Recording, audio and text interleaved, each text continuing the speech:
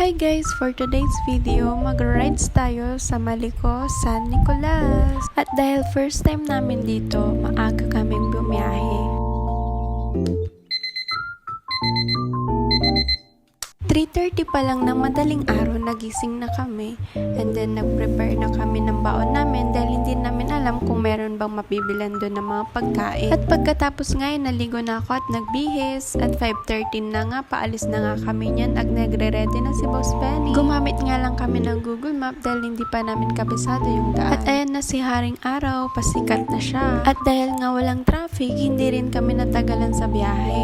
At ayan na nga, malapit-lapit na rin kami sa bayan ng San Nicolas ngayon. Alas 6 pa nga lang ng umaga, dito na kami sa San Nicolas at makikita mo na talaga yung mga bundok. At kapag nagbabalak naman kayo na pumunta dito sa may Maliko, mas maganda talaga yung mas maaga para hindi masyado mainit. At andito na nga kami sa may Maliko at nagsisimula na nga yung daan na maraming paliko. Kasi nga, Maliko, diba? At nararamdaman na rin namin na lumalamig na yung lugar habang paakyat kami ng paakyat. Maganda nga pumunta dito kapag konti lang ang tao, lalo na kapag weekdays.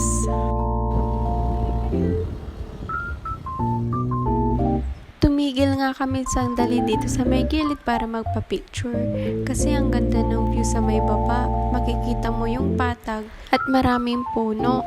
Akala nga namin malapit na yung viewpoint dito. Yun pala, malayo pa at wala na rin kaming signal kasi nga bundok.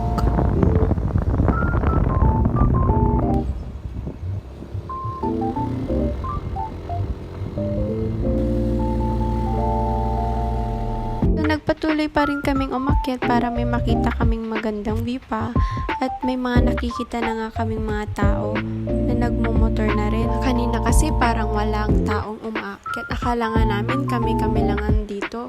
Marami pa pala sa taas. Kahit nga sumisikat na yung araw pero nararamdaman pa rin namin yung lamig. Hindi nga namin maramdaman na mainit na. Sobrang ganda nga dito at kapag nature lover ka talaga, ma-appreciate mo yung lugar.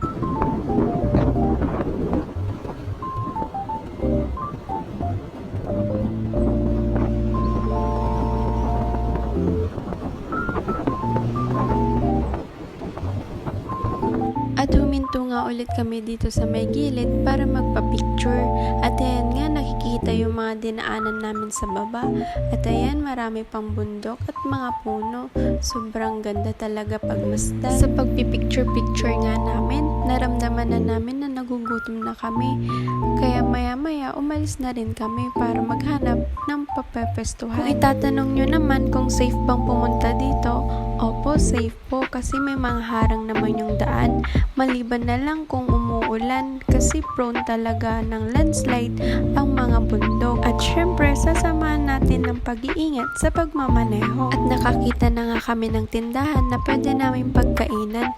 Bumili na rin kami ng cup noodles dyan para pwede kami pumesto sa may labas. At ang ganda nga ng napagpwestuhan namin kasi ang ganda ng ulap, mga tanawin at sa baba ng bundok at walang mga tao. At kumain nga muna kami dyan para hindi kami gutumin kapag pumunta na kami ng viewpoint ng Maliko.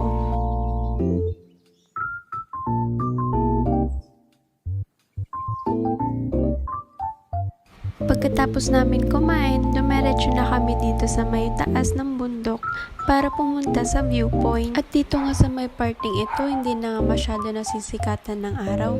Kaya naman habang paakyat kami, nararamdaman na namin na sobrang lamig.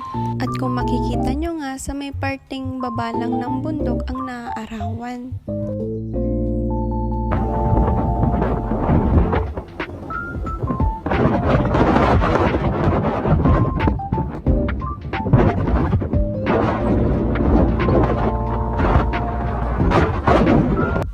At habang paakyat na kami niyan, sobrang ganda na ng mga nakikita namin kasi palapit na ng palapit yung mga bundok na nakikita namin. At dito na nga yung parte na sobrang lamig na kasi malapit na dito yung viewpoint. Doon na kasi yung pinakatuktok nito. May enjoy mo talaga yung tanawin kasi wala masyadong mga tao. At kapag pumunta ka dito, mapapasabi ka na lang talaga na worth it yung pag-akyat mo. And finally, nakarating din kami dito sa may viewpoint. At sobrang lamig na nga dito.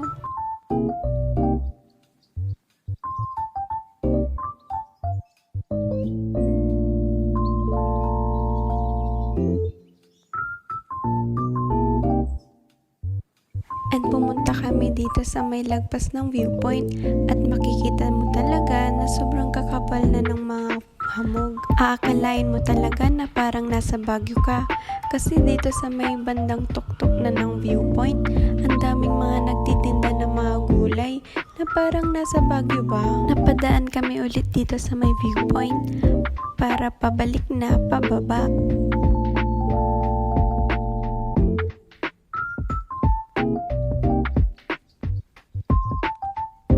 At habang pabalik na nga kami ng baba, nakita ni Boss Benny itong nature park ng Maliko. Kaya trinay namin pumasok. Mabilis nga lang ito makita kasi lagpas lang ito ng viewpoint kapag pabalik na kayo pababa.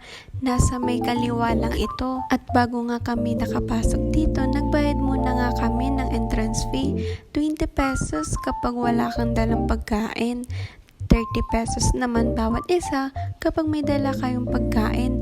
At dahil may dala kaming pagkain, 30 pesos each plus 20 pesos na parking fee. Sobrang ganda nga dito kasi mas lalong makikita yung mga pine trees at mga naglalakihang puno. Hindi nga namin alam kung saan kami pwesto kasi nga ang gaganda.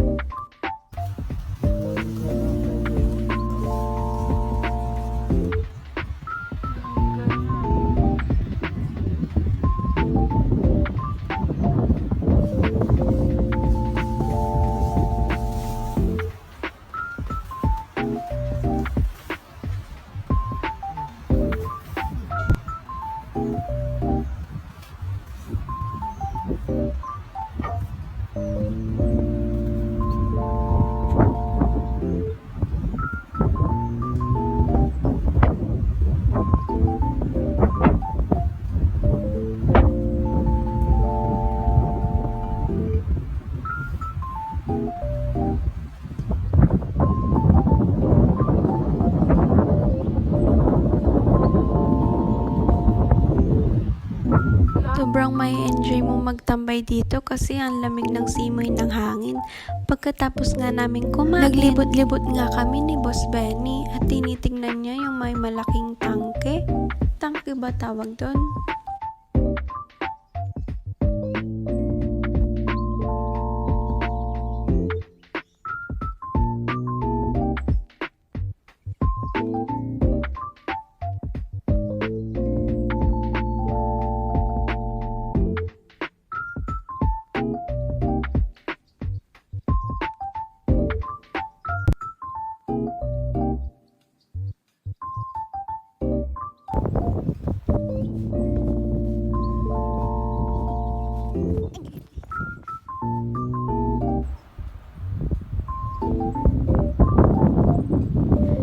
Naglakad-lakad nga kami niyan at pababa nga yung daan kaya medyo mahirap maglakad. Akala mo kasi madudulas ka.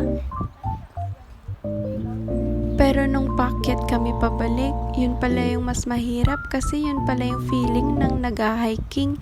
Sobrang sakit sa tuhod. Ito na pala yung last video ko dito. Palubat na pala yung cellphone ko, hindi ko namamalayan.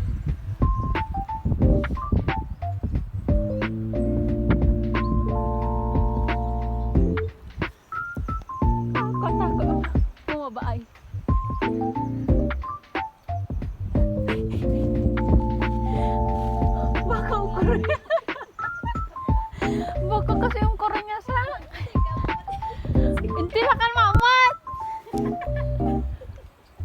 Delikado niya.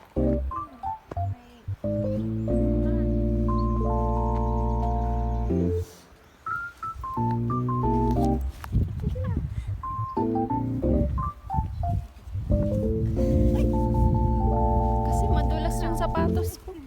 Munti ka.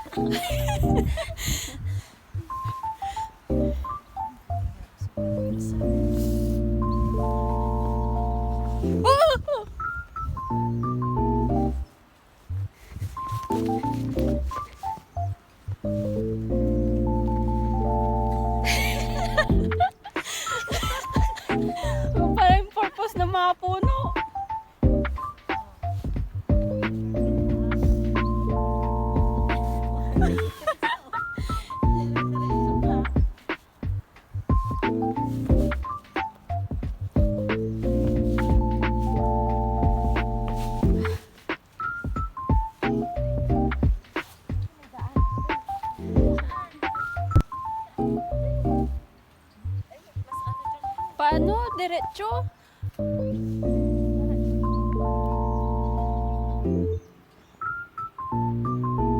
Yun pa yung dadaanan namin.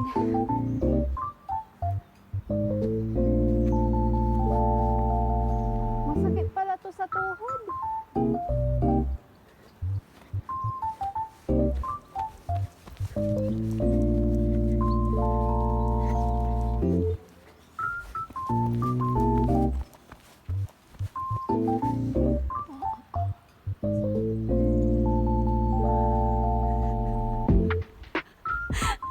Pa nag-video tayo.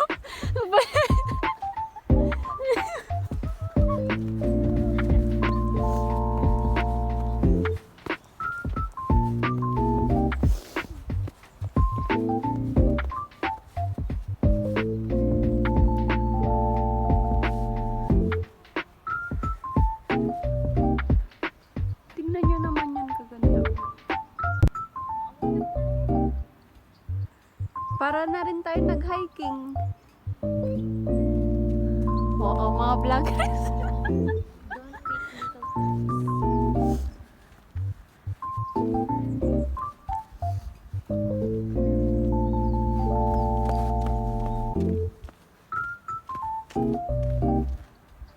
Tara!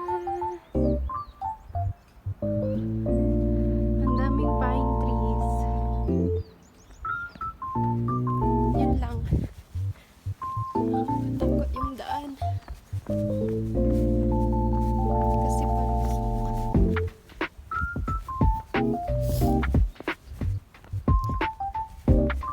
Ayun na si Boss Pedro. Ang layo na.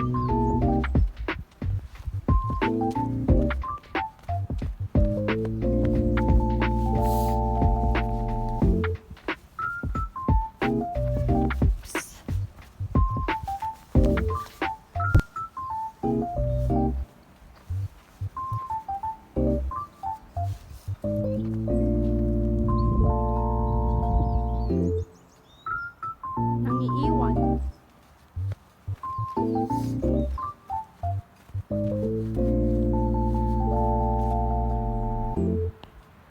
Look at those pine trees. So beautiful. At dahil malulubot na yung cellphone ko, ito na pala yung last video ko. Thank you for watching, guys. Bye!